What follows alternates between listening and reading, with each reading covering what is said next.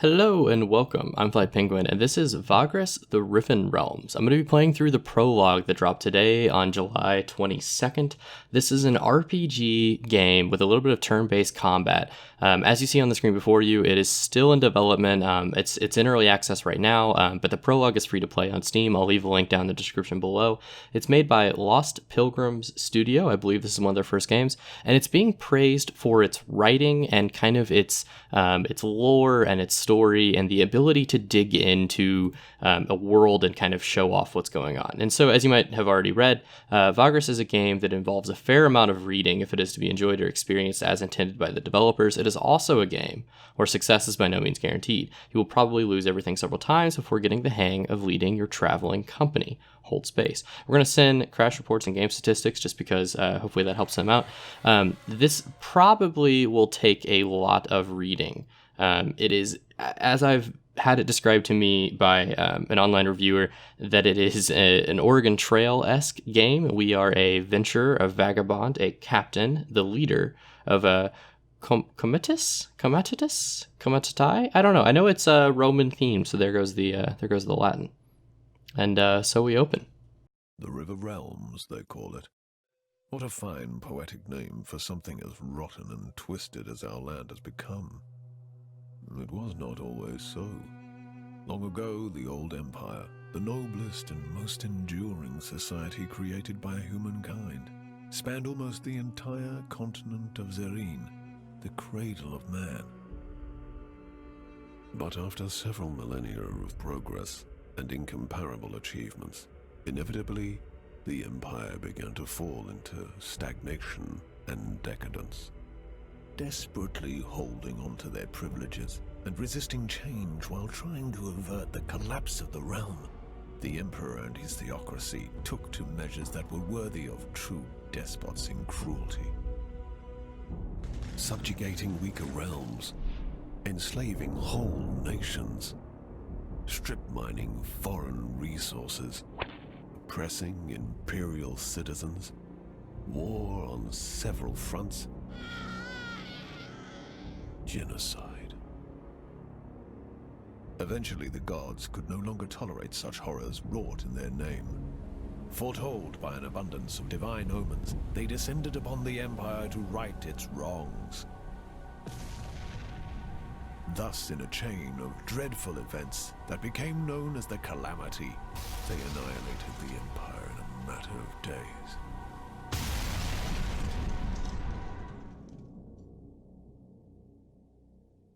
The gods then finally saw what they had done in their anger and confusion. It is said that so much grief and shame filled them that they were broken and they left this reality, never to return. The continent and its inhabitants seemed dead, but at length survivors began to crawl out of their hiding holes and faced a land that no longer welcomed them.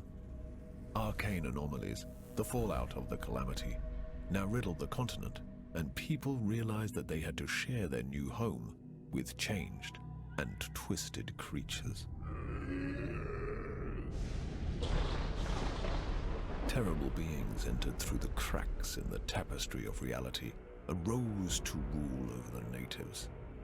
In time, these new powers rebuilt the fallen empire in their own image, and the Riven Realms, now godless and vengeful, reincarnated from the ashes. The inhabitants of the land, such as I, now eke out a living under the crushing rule of the new empire.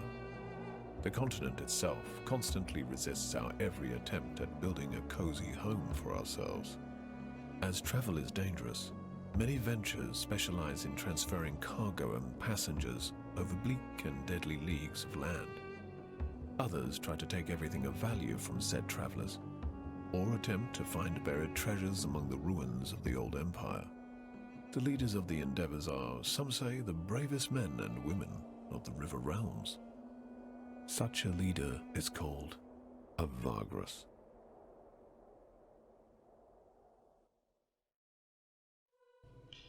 And with that introduction, we'll jump into it. I don't think I can follow up that voice acting. That's very fantastic, and that's very, very promising. Nothing beside remains round the decay of the colossal wreck, boundless and bare. The lone and level sand stretch far away. The art so far is fantastic. Very, very custom made for this. It's perfect. Vagrus. What a profession. Daring and savvy, always watching the horizon, always looking for an opportunity, and of course, for what is best for his comitatus, eh? And you are a Vagrus too, are you not? Many of your kind have I seen in my long life as a vagabond. Care to listen to a story about your exquisite occupation, good master? It is a tale of woe and terror, but it is also a tale that is true, as I have seen it with mine own eyes. Let's play it. Let's see what we're doing here. I'm not sure if this is a tutorial or if it's just a story, but we'll go with it. Fate was cursed and wrought with ill fortune. It all happened a long time ago. 10 years, maybe more. I was but a passenger, traveling rough roads and forgotten ways with this comitatus, south along the feet of the great mountains of the west.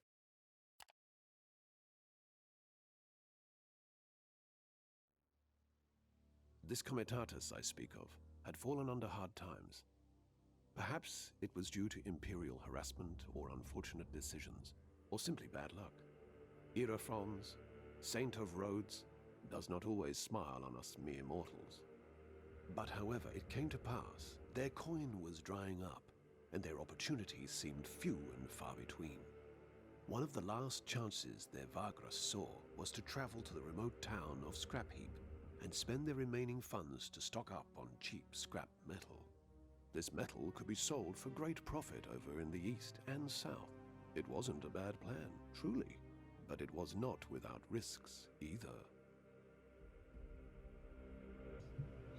Welcome to the Vagrus, the Riven Realms demo. It was part of the longer standalone story, Pilgrims of the Wasteland, which serves as an introduction to the setting and also as a tutorial to the game. It behooves you to read the tutorial text and follow the instructions to gain a better understanding of how the game works. The location icon can be clicked in the tutorial window to show what section is referring to via pointer. Note that you have to be on the right UI screen for the pointer to appear. You can access the hotkey list by pressing F11. And so I think the game is very, very quickly going to make itself apparent whether you enjoy these sorts of things or you don't. I think if you're a D&D player, or if you tend to read the lore books in various RPGs, or you just like looking at solid art, if you just enjoy a good story, this is going to be something for you. This video might be a bit of a slow burn just because we're probably going to be doing a lot of experiential kind of stuff, listening and reading tutorial and whatnot. But I want to give kind of an overview of the game, and I want to show off some of the stuff. I know it's very deep, it's very complex, and it seems like one of the indie games that's going to be coming out with just a lot of love thrown at it. And that always wins a place for me. Right click, accidentally pulled up the pause menu. On the campaign map, your comitatus, traveling company, always occupies a node and moves between nodes through paths. Moving along paths costs movement points indicated next to each path. Every in-game day, you have a number of movement points to spend before you need to camp. Okay, so it looks like we have 10 up here in the top left. To move, click on a nearby node and select Move from the radial menu. Do we have to go 1? No, we can just go 1. Move. Okay. Having gone ahead of the column with a handful of scouts, you watch from afar as your comitatus slowly trudges along broken terrain, making its way south ponderously among dormant geysers. All around you, the hills smolder lazily in the perpetual twilight. Are you all right? Javik's voice resonates with sympathy as he appears next to you on the ridge. You nod slowly, but do not look at him, your gaze lost in the distance where ash cloaks the horizon and the towering mountains to the south and west. You turn to your Comes and now note his supportive smile. You and Javik have been traveling the realms together for years now. There is no person in the world who you trust more than you trust him, except perhaps yourself. I know you feel that your hands are tied, but like I said before, you made the right choice by leading us here. And so if you read this text down the bottom left, it looks like this is an event. Lets us make various choices, number of consequences, dependencies mean that you can only pick a certain choice if you have the right prerequisites. Okay, so like a skill check. or perks, characters, and so on. To select a choice, click on it, or use 1 to 9 to select the one you like. Okay, so we've been introduced to Javek, our friend here, and if you'd like to play these sorts of games on your own and you want to experience the story for yourself, stop here. This might be all you need. The combat, I know, I'm going to show it off at some point, but the combat is turn-based. It's kind of like Final Fantasy Tactics style, or Final Fantasy styled tactics, not the tactics versions of games. I'll just show it off. It'll get there. We'll get there. It has to work. We cannot fail. Not like this. You glance at Javek and notice the worried look he is giving you. You turn away, back to the horizon. No reason to be crestfallen yet. We just stick to the plan. Why should it not work? Your friend says cheerfully. You know that there could be hundreds of reasons, but do not feel like reminding him. The crew, the fear in your voice betrays you. They do have faith in you still, Javek says. It should not come as a surprise, since you have known and traveled with most of them for years and years, some founding members of the Comitatus. I'm going to have to learn how to pronounce that word. The Comitatus. You could trust with your life. But you have heard stories before about Vagri who have been abandoned for less. Times being what they are, Javek trails off. With Imperials cracking down on us, independence more heavily than before, business is tough, everyone knows. And they appreciate your efforts to keep us floating. Our plan ought to give us another chance. When a text event is highlighted pale blue, we found a codex entry. Okay, so there is a codex stuff. I am going to highlight, or I am going to skip that just for sake of brevity here. But the plan, you talked your traveling company into this a few weeks ago. But with each step towards the Western Mountains, more and more of them started to have doubts. Such is the way of the road, perhaps. The plan involves a desperate attempt at squeezing a low selling price for metal bits out of an old contact of yours in the town of Scrapheap, stocking up on said metal by spending your remaining coin, and bringing the cargo down south around the Molten Tongue to Devon via Avernum and Ash. There's a shortage of metal in Devon, and you know several buyers who would give a pretty price for your goods if you can only make it there before many others with similar cargo do. Such contacts are the boon of long decades spent on the road, but even if Narbo, that villain, gave you an agreeable price in Scrapheap, the road is not without its perils. Sneaking through the gap between the dead forest and the Molten Tongue is inviting disaster, and so it is not a path many Vagri would risk. And of course, if this fails, you have utterly run out of alternatives. Do you think Narbo will help us out? The old scavenger was never famous for his goodwill, Javek wonders. If he is not willing, we must find a way to compel him. There is no telling what you would be capable of if it came to that. I am clicking the option. Oh, I have to roll down a little bit. Well, just give me 2. Give me F2. No, maybe I have to click on one of these.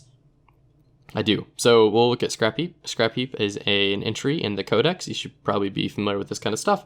It's a town on the edge of Imperial territory. We will learn a little bit more about Scrapheap when we visit it, but for now I just kind of want to push through. These are dark times that call for desperate deeds, but such thoughts make me uncomfortable, to be honest. Javek rubs his chin absent-mindedly. You have seen this expression of his too often not to realize he is using some sorcerous talent to read your mind. Taking a peek. Apologies. Javek rubs his eyes quickly and looks away. You know how it is. It comes to me so naturally that sometimes I don't notice I'm doing it. Your thoughts were loud, Vagrus. I have to actually block them, you see. After joining your comitas 6 years ago, Javek proves to be an invaluable asset. Not only does he sense moods and thoughts around him, but he is also able to subtly manipulate others when he focuses his inner energies. It comes in handy when doing business. Then there are his other perks. A few times you saw him shatter the minds of men and beasts who tried to kill him. Not a pretty sight, but a very effective deterrence. Yet, because he is not a trained sorcerer, at least not in the traditional sense, his abilities are sometimes difficult to control. You have become accustomed to his impromptu thought scans, while others find it less bearable to be around him. For this reason, he has kept his abilities a secret for many years overall, but you can't keep a secret such as this for long in the close-knit community of a comitatus, especially not if you keep bursting minds and knowing things you shouldn't. So there are only a handful of your comes who put up with being near him for any length of time. But even so, he has not probed your mind in years, certainly not on purpose, but neither by accident. Perhaps he is in less control now, which suggests he is more on edge about this whole trip than he lets on. Apology accepted. You manage a faint smile. Let us return to the others and push on. There's still a day's travel ahead of us. Both of you head west to join the column, and you go back to the comitatus. As we were coming up to the gates of Scrapheap, this trash pile town of cutthroats and scavengers, we could see the vast mountain ranges of shattered Bivandar Thar looming ominously over the horizon, half shrouded in the gaseous vapors belched forth by the volcanoes in the far west. My companions prepared to do their business in town as fast as they could, not wishing to tarry in this notorious place. And so on to Scrapheap. And it looks like it costs us 3 movement points, of which we have 10. So we will happily do that. At the foot of the ever-fuming mountains of the ancient dwarven kingdom lies Scrapheap, the town of scavengers.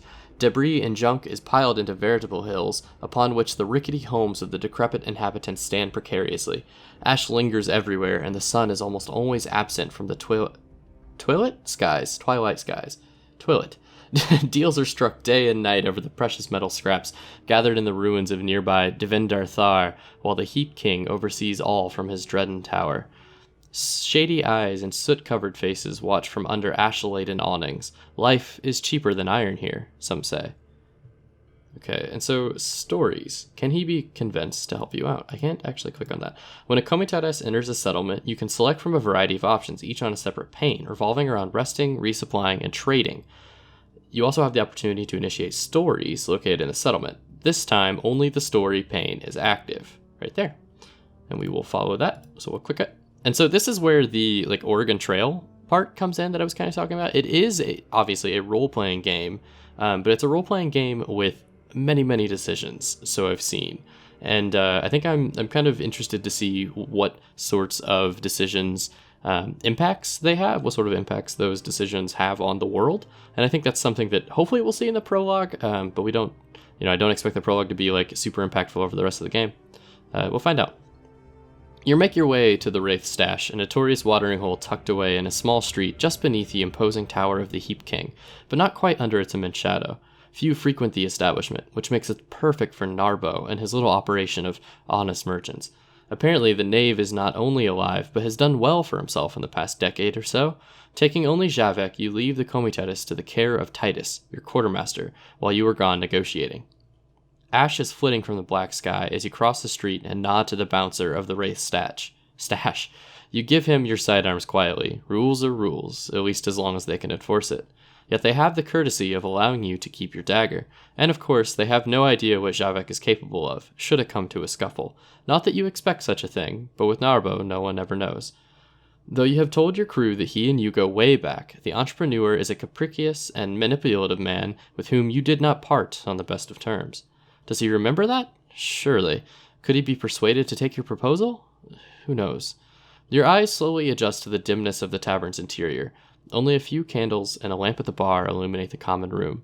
Shadowy faces turn towards you and observe you through the smoke. The bartender, a thick-set man in a dirty tunic, is chewing tobacco serenely. Above the bar hangs a skeleton of a large heap lizard on display. Narbo is sitting at a table in the back, his bodyguard half hidden in the darkness at the wall behind him. I think we go to the bar. I'm parched. The bartender stifles a belch and nods his greetings. What can I do you for? The way he grabs an earthenware mug suggests that it would probably be best to order something. You glance at Javek briefly before paying for 2 rounds of a local mushroom brew called Ash Tongue. It is somewhat less loathsome than you imagined. Leaning over your drink, you quietly tell the barman that you are here to see Narbo. Are you now? He is doing calculations, and he don't like to be bothered when he's doing calculations. He indicates Narbo at the corner table with a nod. The entrepreneur is indeed busy poring over a stack of papers and fiddling with a calculus. I know that we're supposed to be in post-apocalyptic Rome, but for some reason this bartender has an Irish accent, and a poor one at that. We will wait until he's done with his papers. I would like to finish my beer. And so it looks like we're going to have a conversation with Javek.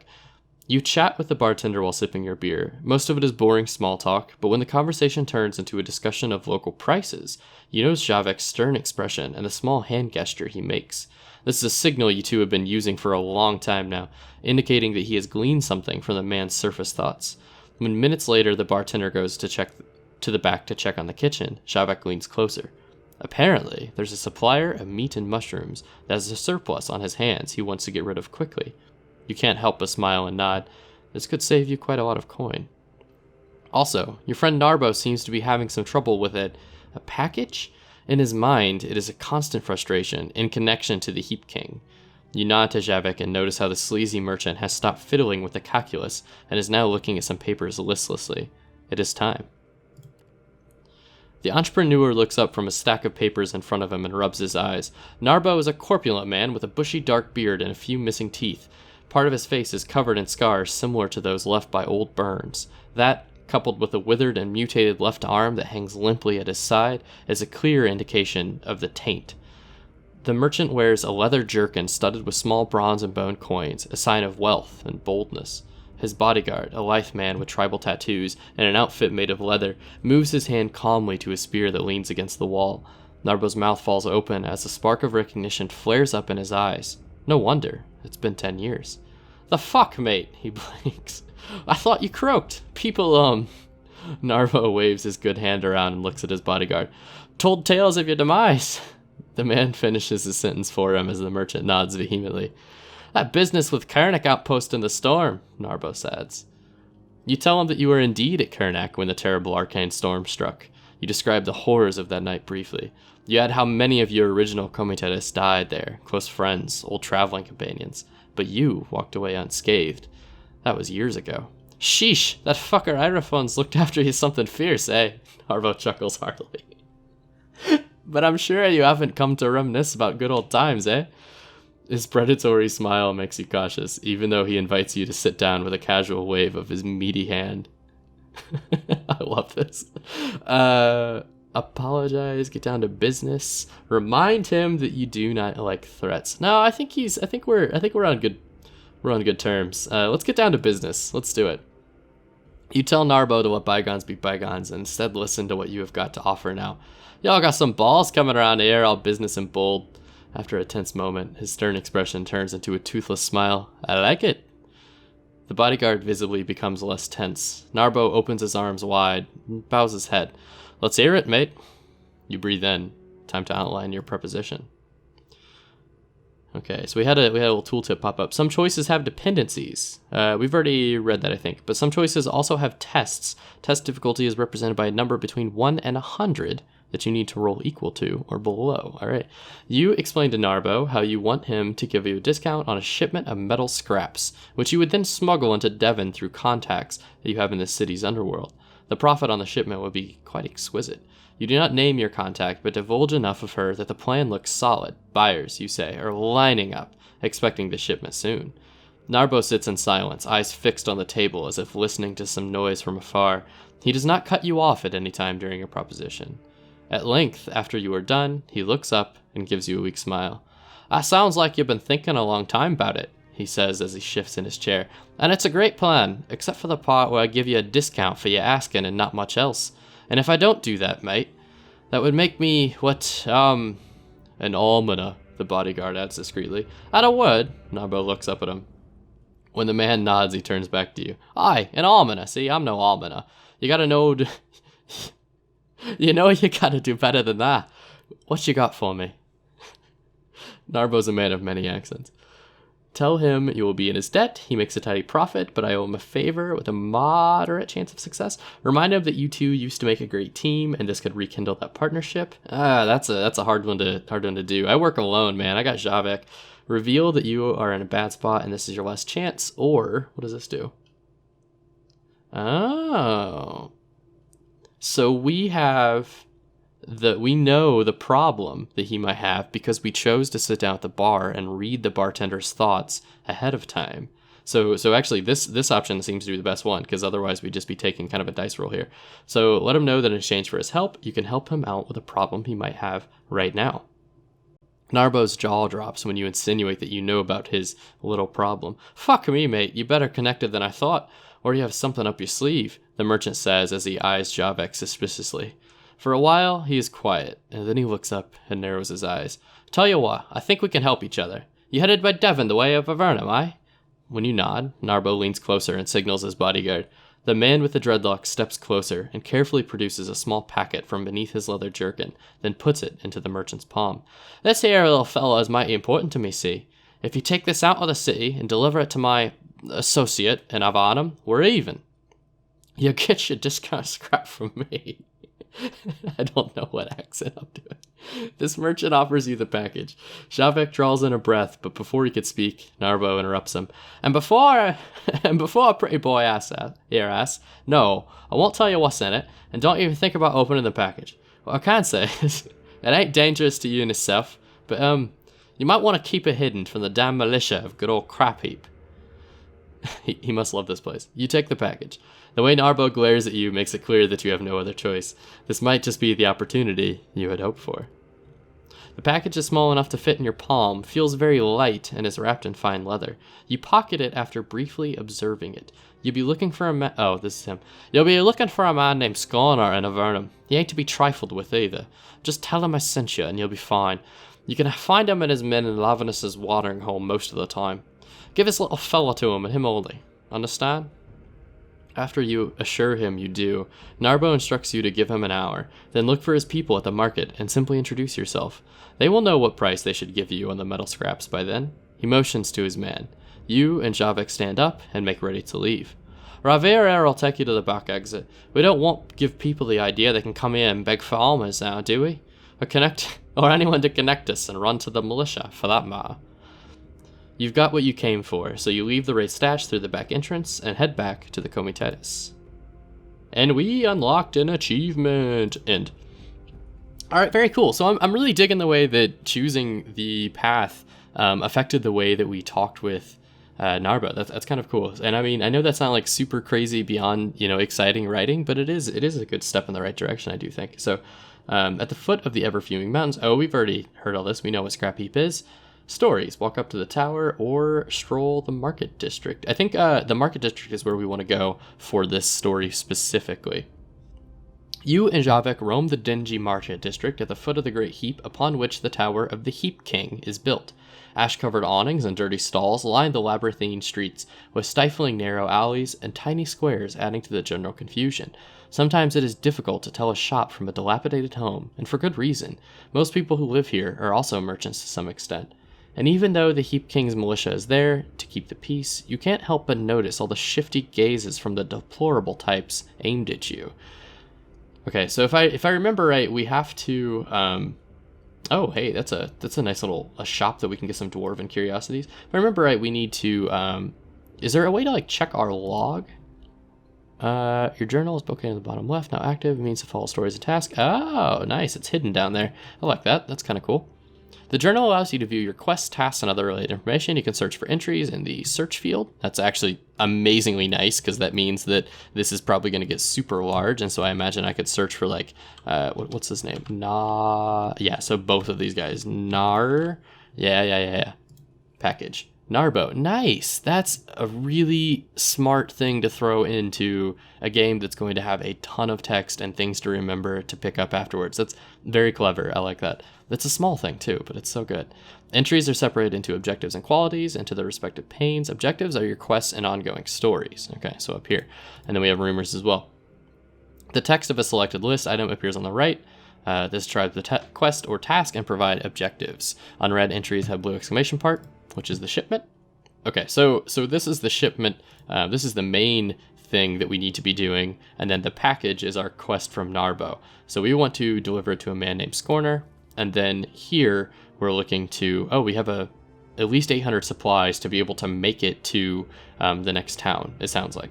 And we should buy 24 scrap metal at this market. So we can ignore most of this stuff. Some of these have been listened to before.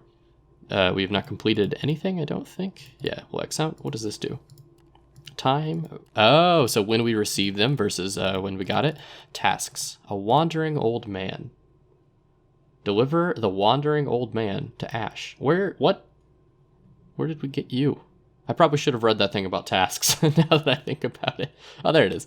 Tasks are non-narrative missions and goals you can complete for rewards. There are several types like trade opportunities and mercenary work, but in Pilgrims of the Wasteland, you can only find passengers here. Passengers have to be taken to their destination where they will compensate you for your trouble. Be careful because sometimes passengers will leave if you take too long to get to their destination. Okay, that's good information. That's some good intel. Qualities, cheap supplies. Merchant at the market is selling his surplus cheap. Okay, so all of this is just kind of contextual information. Also is going to let us pick up different things as we go. I think I will check out this little dwarven shop. So test success 27 to 70. I don't know what that means, but I think we got it. Test success. I think we got it. That maybe I'm wrong. That message doesn't seem like it's meant for me. That message seems like it's meant for a dev or something. I could be wrong. I also don't play much D&D, so bear with me. The small shop is still there at the end of a serpentine alley on the south side of the market district. Standing outside of it, you notice how it is in much worse shape than you remember. Inside the decrepit scrap shack is an equally unkempt young fellow who hails you with a jolly smile. The shop looks empty. A short conversation reveals that the youngster is the son of the man who used to run this place. His father never came back from a forage into Dwarver ruins a few months ago. Unfortunately, I don't have Dad's expertise on dwarves, neither am I the adventurous sort, so by now I've sold all his remaining stock, and I'm closing shop soon. Then I'm off and away from Scrapheap for good. Go south, maybe to them Dragonlands, he says, scratching his beard. You talk a bit about dwarven culture and his father's obsession with their forgotten technological wonders. You are about to say goodbye when he slaps his forehead. I still have something here that a Vagrus such as yourself might be interested in. He fishes a small brass compass out of his pocket and hands it to you. It is a masterwork, no doubt, sporting runes and detailed etchings on the sides. The fellow is willing to sell it to you for a token price. So it looks like we can afford it. We have 23 silver, 8 copper, and 5 gold. I'm just going to give those names for what I assume they are. Based on the way that they're written, I'm assuming 5 is a lot. No, I don't actually know. Not experienced enough to judge these prices. So maybe there's a mechanic in there that I'm actually going to get better at kind of understanding. You know what? We're going to buy the compass. This isn't my money. This is my Vagrus's money. You and Javek roam the dingy market district at the foot of the great heap upon which the tower of the Heap King is built. Oh, I've already been there. Okay. So all of this is kind of like placing me back into the dingy market district. Okay, so I want to find the merchant who's selling cheap supplies. It is not very difficult to find the man with the cheap supplies. Javek remembers his face from the memories he saw in the innkeeper's mind, so it is only a matter of time until he recognizes the merchant. The man looks quizzically at you after you tell him you know of his surplus of dried mushrooms and meat slowly going bad on his hands, but he does not ask questions. In the end, you manage to haggle for half price. Okay, so what does this little symbol do? So I still can't gauge the prices. Maybe that'll be a perk that I can pick up. But I have 700 and I have 7 free cargo slots. So let's just buy these supplies. Looks like we're still fine on money. And then we're now back at the Great Heap. I do want to see, what does this do? No. What about tutorial money? Can I I was hoping that there'd be a tutorial on money. I saw there was something up there.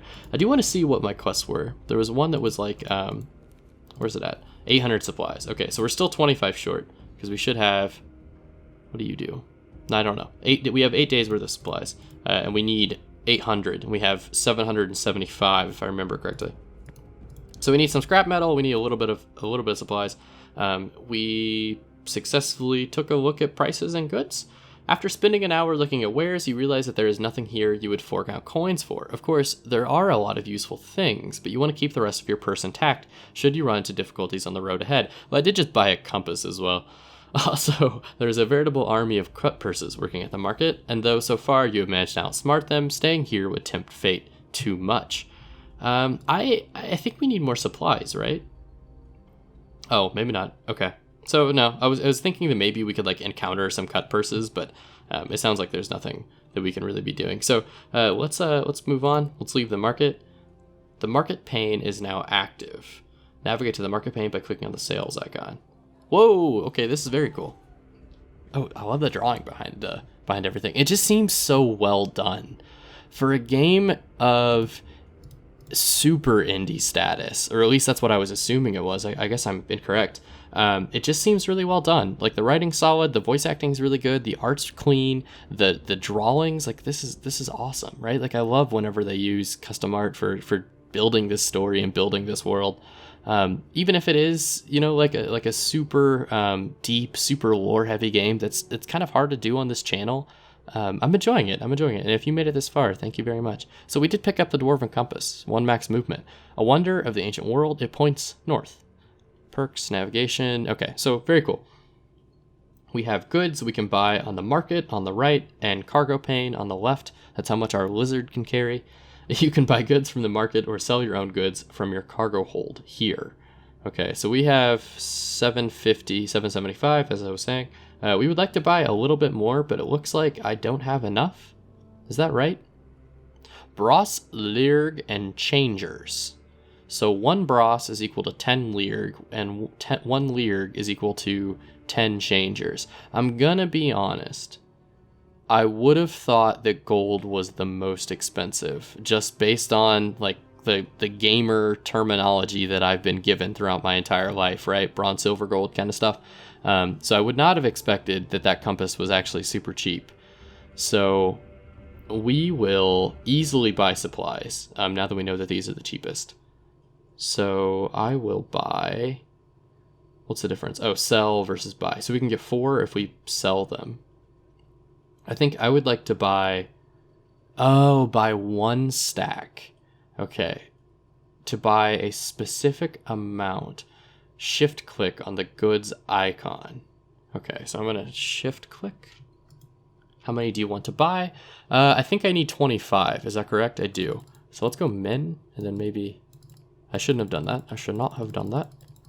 And 25. I don't think we can haggle. It doesn't really look like there's any sort of haggling mechanic. So we just grabbed 25. Now we should have a cool 800 supplies, which is exactly what we wanted, even though I didn't do that right. So let's just like buy literally 1 more. Now do we have 800? Am I crazy? That's 75. That's 81, right? Or 801, right? Maybe. I don't know. Maybe it'll change. Maybe it'll update once we get back. We can always come back here. So for now, let's just chill. Scrap metal. We also need 24 of that. So let's buy 24. Give me all of it.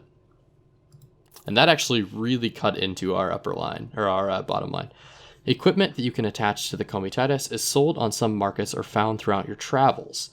They provide bonuses or upgrades. You can switch between the market of goods and equipment using the buttons over the list of items on the market pane. Equipment. Awnings, okay. They don't seem that expensive. Negative 25 consumption for worker.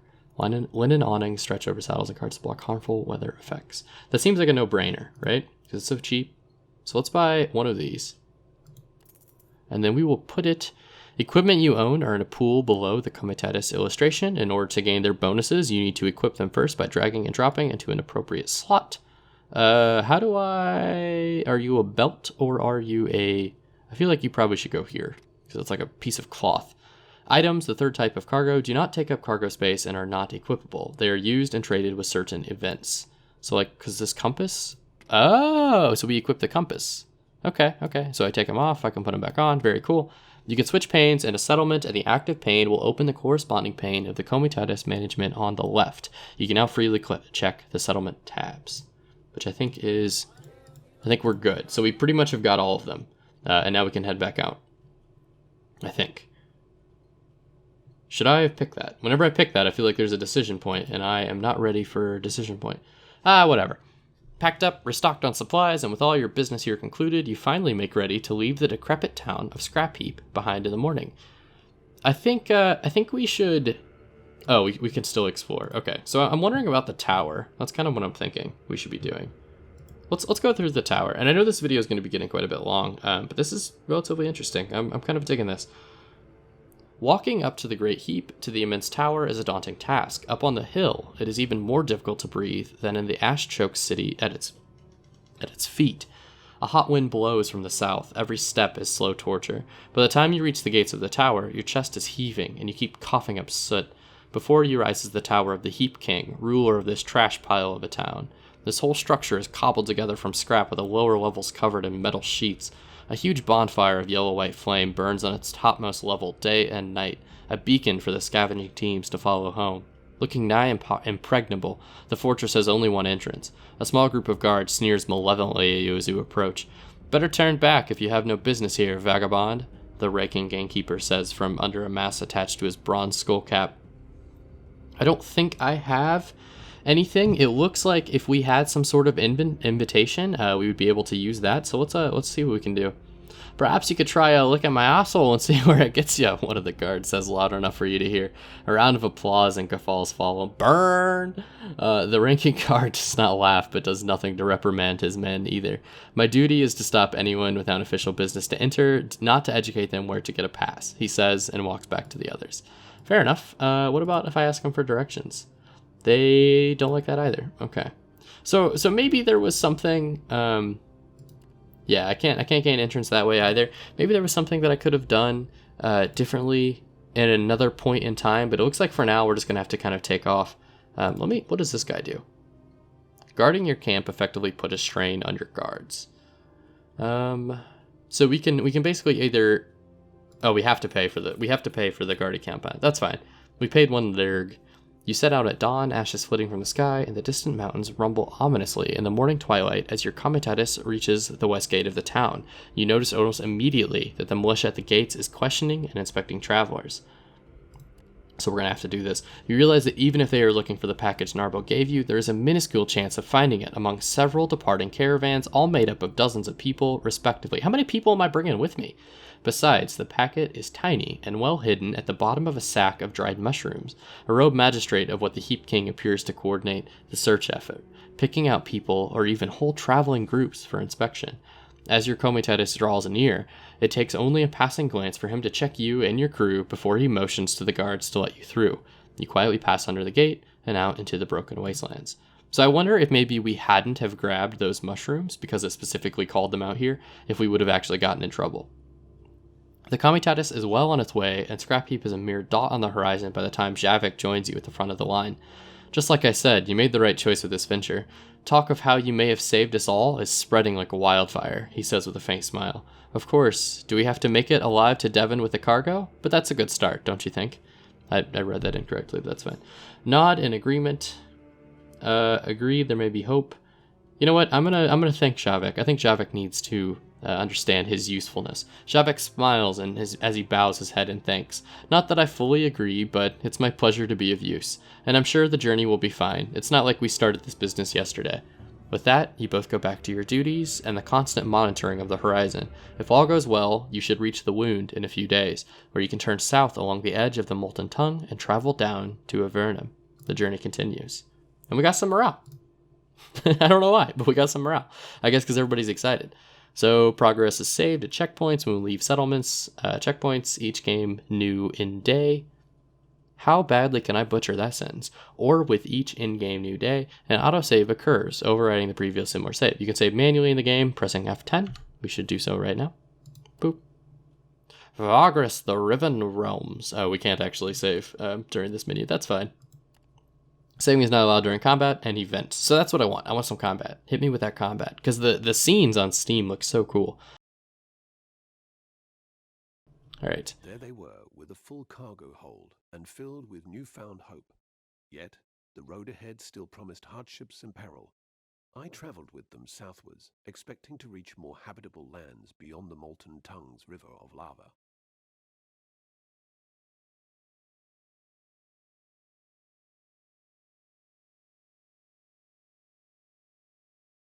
And so we have enough supplies for 7 days, and we have 11 movement. So I'm assuming the only thing we can do is just move forward. We're just going to kind of... What if I click really far out? Yeah. Boop. The crew management UI is now active. Click on the sheet in the top left corner to open it. Is that this? No. Let's point to it. That. Thank you. The crew management window allows you to manage your comitatus. Morale is a general mood of your... I wish it wouldn't make me say that word so often. I don't know if I'm pronouncing it wrong. Comitatus. You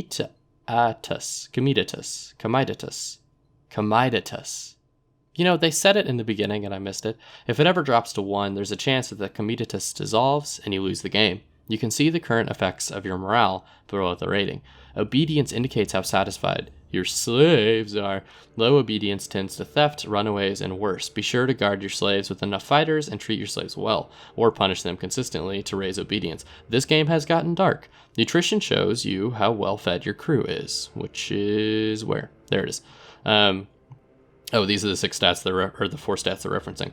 Low nutrition penalties. Vigor indicates how the comitatus is. Low vigor results in penalties on tests, and in a drastically slower comitatus, which can spell doom quite fast. You can see the current effects on your vigor below the rating.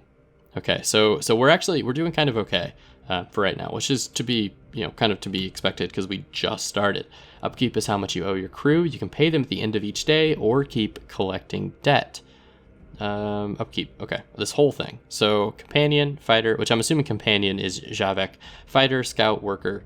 So we have like different tiers of companions or different tiers of people. And so they've gone 1 day without pay, which makes me now realize I probably should not have been so spendy. Consumption is how much food they consume. Okay.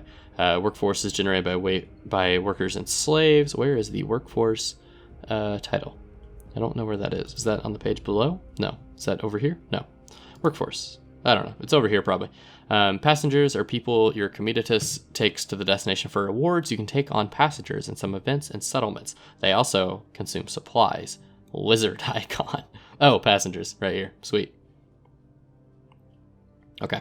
So it looks like this is kind of the RPG aspects of it. You're going to be managing your crew and making sure that we can kind of like push on through the various tasks and the various things that have been put in front of us. Crew and beasts. So we have a beast of burden. I'm not going to start singing.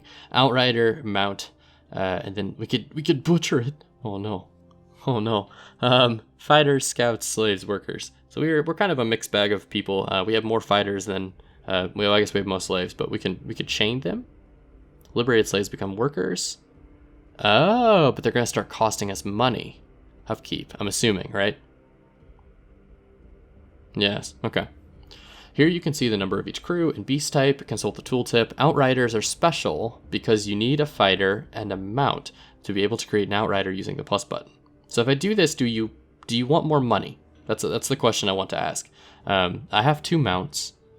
While outriders are excellent fighters, mounts without riders carry extra cargo. Okay, so I think I would rather have them carrying cargo right now.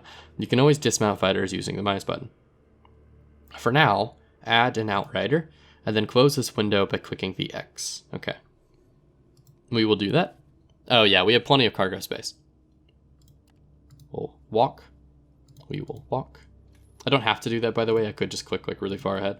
But we're actually going to be running out of movement points.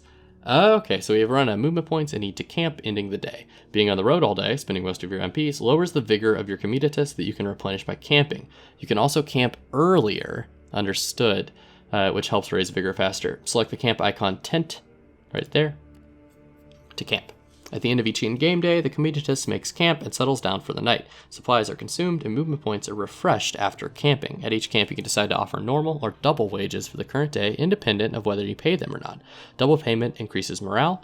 You can also choose to pay all your debts or accrue payments. We've already talked about that a little bit. Obedience and nutrition appear here. Going below the required bestows severe penalties. You have the option to give out less or more supplies under rations. Where you at? Where you at, rations? Right here. Which penalizes or boosts vigor and morale, respectively. Starving your crew will have long-term negative effects on nutrition, but it may be necessary sometimes to save rations. All the lock icons allow you to save the current setting of the corresponding UI element so that it remains the same for the next camp. That's cool. So there are some time-saving measures kind of thrown in here. Under hunting and foraging, under here, you can send your crew out into the wasteland to find supplies and sometimes even other goods. Based chances for these activities depend on your related perks, deputies, crew, and the region you are in. You can also see the expected yields below each activity. The cost of hunting and foraging is movement points or vigor. Hunting uses scouts and has a chance to get you a large number of supplies. Critical failure might kill scouts. Click on the scouts to allow hunting. I would love to do that, actually. Where are you at? Yeah, so let's click on you. Maybe we have to wait until after this is finished. Yeah, probably. Foraging is more reliable, but yields fewer supplies. It can use workers and slaves. You can add them to or remove them from the activity by clicking on the crew portraits.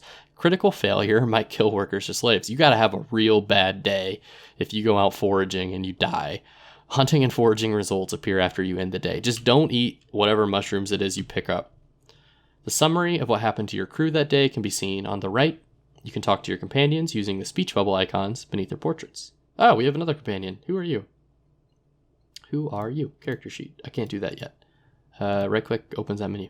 You can also talk to your companions. I already said that. Companions heal by themselves during camp. The chance for healing or worsening condition can be seen on the bar below their portraits. Using the button on the right allows the use of medical supplies for healing, chances, and effectiveness. Medical supplies are quite valuable. Use them wisely. Defense orders for the night. Okay, so we can post some guards, actually. Post no guards, plus 1 vigor, so we get a better night's sleep, but everyone's a little bit less morale, and we can be ambushed. No penalties, lower chance. You know what I'm going to do? I want to see attacks. I want to see what it looks like when we get attacked. So I'm actually going to, like, bring it on. Like, go for it. Let's do it. I want to get ambushed. Like, be evil to me, game. I want to see what happens. All right, so I will pay them. I think I definitely have the money to do so. No, you're not getting double wages. Let's hold on. Let's oh there, buddy. You're not getting double wages. They are submissive, and I can discipline them or liberate them. That's an interesting choice. I am comfortable with the amount of food we've given them, and then I think, what if we try this? So we have a 63% chance of something minorly bad happening, and then that's the odds of stuff, like good stuff happening. So it does drop our vigor as well. This has a much higher chance of good things happening, and this has a little bit higher chance. If I put both of these guys in here, it only increases the amount of food that we actually are going to get. So the odds really aren't that much different. 7 and 63, so 70% chance of failure. And here it's a 63% chance of failure. I think I'm actually just going to take this. We'll throw both of them in there because it looks like they add a ton of value. And then I could talk to you as well. I could heal. You guys are fine. I don't need to see all that. We got 1 outrider. We lost a fighter. And then we're going to bring on the ambush, I say. What about this? Click the end date button. Okay. We've done it. We failed, but no one died, which is good. And honestly, that's the default. That's what we should expect. Oh, hey, look, we went looking for mushrooms. No one died. Don't worry. That was an option? I didn't know that was an option. All right, so we're going to do it again. I think we still have enough money to pay everybody, so I'm actually going to lock the pay now setting. I'm going to lock that guy. I would like to forage as well. Let's lock that one. I'm cool with no guards just because I want to encounter it. No one was harmed. Don't know why that's an option. After a long day's march under bleak skies and harassed by hot winds, the Commoditas finally settles down in a wide ravine. After taking care of camp chores and checking on all your komes, you go to your tent and tuck in for the night.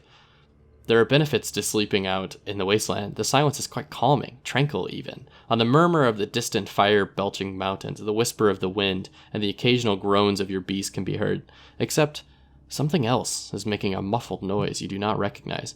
Your eyes flick open. Something is wrong. What in Tartarus is it now? You rise to check out. Oh, our 2 companions are both going to be speaking here. Leaving your tent and passing the sleeping beast, you were just about to call out a guard when you stumble upon a large quadrupedal creature covered with fused bone protrusions. It is munching on supplies scattered across the ground, evidently from a torn open sack lying nearby. The creature is a Jacra, a wasteland scavenger that hunts in packs. Before you can utter a word, the monster charges you, and out of the shadows, Morwen leaps at it, tackling it aside and cutting its hide with her bone axe in a follow-up swing.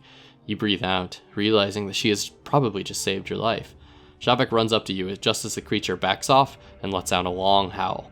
There's more of these accursed things, boss. Might have sneaked past the perimeter guards. They're trying to chase him off, he blurts out. As he does, you can hear yelling and the sound of battle from another camp. All right, Morwen, I just met you, but you're amazing. As it does, you can hear yelling and the sound of battle from another camp. The wounded Jacra is joined by another one from behind a cargo pile, and the 2 of them start circling you. Shavek steps aside Morwen as they get ready for the fight. Now, there we are. We're on the fight. So there is our friend. There's our other companion. Morwen, of course, our new bone axe companion. Companion combat is turn-based, where 1 to 6 enemies fight against your team of 1 to 6 companions. You can use skills of your companions to defeat your enemies, protect your companions, or set yourself up in advantageous positions on the combat board. Companion combat is made up of rounds. Each round, all the participants take turns. When everyone has had their turn, the round ends. I'm pretty familiar with turn-based combat. 2 sides, friendly, not friendly. People that want to kill you, people that want to kill you but are quiet about it. Enemy side is a front row, a melee row, and a ranged row. This guy's probably not a ranged unit. Each row has 3 positions. Some skills can only be used when standing in a certain position. Okay, that's actually kind of interesting because that's going to be something that determines how approachable this whole thing is. Or how, like, deep, I guess it is. So the Chakra begins its turn according to the initiative stat, which means that this animal has a high initiative. Active combatants add 1 to 6, so it looks like Morrowind goes second, and then Javek goes third. The INI order, init order, top left shows the order. Let's just keep going. All right, so he's gonna fight first. What's he gonna do? He bit my boy Javek. Melee skills can only be used from the front row. They can only target front row enemies and are adjacent to the attacker's position, or back row enemies if no front row enemy blocks them. Because of these rules, positioning in melee is paramount. Okay, so I'm not sure how my positioning is going to work. Currently, I'm defensively blocking. What are you doing? Evading. All characters can move to any adjacent position on their own side. They can't move to another character. It has to be moved into an adjacent free position if you bump into somebody. Not only do other characters in the front row prevent melee attacks against characters directly behind them, but also make them more difficult to hit with certain range skills. So I would like to put Morrowind in front of Javek to protect him. I did that again. Oh, you have to click it twice. Okay, very cool. So Morrowind is our melee unit. She has spikes in her arms. That's how you know she means business. Each companion has 4 combat skills. Mind Blast. It's like a Jimmy Neutron. Represented by the row of icons below their name on the character information bar. When you set a skill, its stats are displayed below the skill icons. Okay, so if I click on this bad boy, it does mind damage and it's incorporeal. You can select skills or move by clicking on them, pressing their number. Selected skills are highlighted. So you probably could play this whole game, by the way, with keyboard, since you can pick different options and you can pick different skills and whatnot with keyboard. Most of this could probably be done with keyboard, or at least there's some shortcuts. So we will use Mind Blast to attack. Let's attack the guy in the front. He's already taken a little bit of damage from Morwind's attack previously, I think. So let's Brain Blast you, and then we'll target. Nailed it. Yeah. Engage in a battle of thoughts with this animal.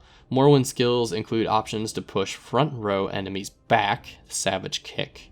That's some Darkest Dungeon stuff. Or pull enemies to the front, Whiplash. So she can kind of manipulate the various things, but it looks like moving is also just 1 turn, as it was previously. So let's kick you. Oh, not there. I was clicking over here. So let's just kick you. Oh, that's a sweet animation. So if each of these is animated, that's awesome.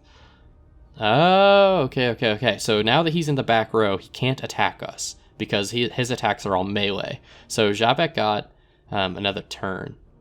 I don't actually know how I got so many turns. I'm going to be honest. Fails, impediment, do. And we could forfeit. Where's the bent arrow icon?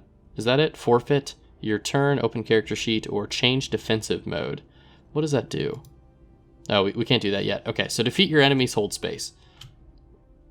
We're gonna easily defeat these enemies. It's almost as if we wanted to beat up on these enemies. We have Premonition.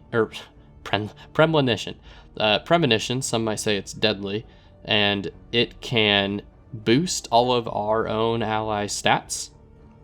We can Hypnosis a single target, moves to where you command it. Interesting. So we could actually like move one of their range units to the front and vice versa, kind of like her kick, or we could just Brain Blast this guy again. I think we're going to have to go with the full damage attack because he's already where I want him to be, so I don't mind. I don't mind at all. I love the presentation of this game. It's just done really well. It looks really nice. Strafe. Hit 2 adjacent enemies in the same row and then move to the side. Or Devastating Blow, a powerful strike against a single opponent. Or Whiplash, a whip strike that pulls a single opponent forward. It is penetrating and it pulls. So I think doing AoE damage sounds good. Let's pop both of these guys. No, I don't want it to do damage to those 2 tiles. I would like it to do damage to these 2 tiles. Yes. Okay, so let's click on that. And then I get to pick where I move, it looks like. Let's put myself in front of here. Okay, so I attacked both of them. I killed that unit, and then I ducked out of the way. We're actually going to... Let's hypnosis you to that tile. No. Hold on. Click, click, and then move you there. I did it. Okay. That was interesting. It took a second to kind of figure out. He missed with his attack. It looks like he had an attack that worked by range. I think I will kick you. He evaded. Okay. We will use Mind Blast to Mind Blast. Do some damage. And then he's going to attack our friend. I can't remember her name. Morwen. Of course, how could I forget Morwen? I would like to just do my big ol' slaughter attack. Let's just hit him with that one. Only 2 damage, that's fine. This does feel very Darkest Dungeon-y. It looks like it's kind of... I mean, this is pretty standard, par for the course stuff. Oh, we got a crit! Yo, Javek, you're killing it, dude. Victory. All right, and with that, this video is already at an hour long, so I think I am going to pause after this fight. It's very, very interesting so far. I am incredibly surprised by Vagrus, the Riven Realms, at least the prologue. I downloaded this kind of on a whim. I saw someone share it on a Twitter feed and was like, hey, my friends are making a game, and I was like, yeah, it's cool, I'll watch it. Good stuff so far. The 2 Jacra lie dead at your feet. Morwen wipes the foul-smelling blood from her axe blade as a guard arrives and talks to her. You okay, boss? Shavek pats you on the shoulder.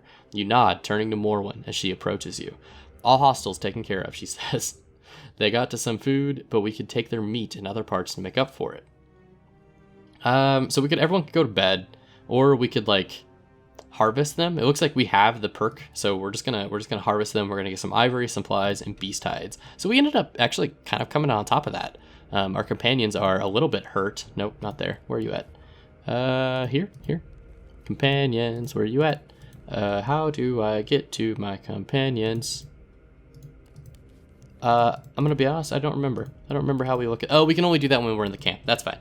This has been Vagrus, the Riven Realms. Fantastic presentation so far. If you're into D&D style games, if you're into reading, if you're into lore, I think if you watch an hour of this, you already know if you like it or not, but it's looking pretty good. Thank you very much for watching this. If you have made it this far, I would really appreciate if you could like this video or leave a comment. Let me know how I'm pronouncing Comitatus wrong, or if Nagra should have had a totally different accent. Thank you very much. I'll see you in the next one.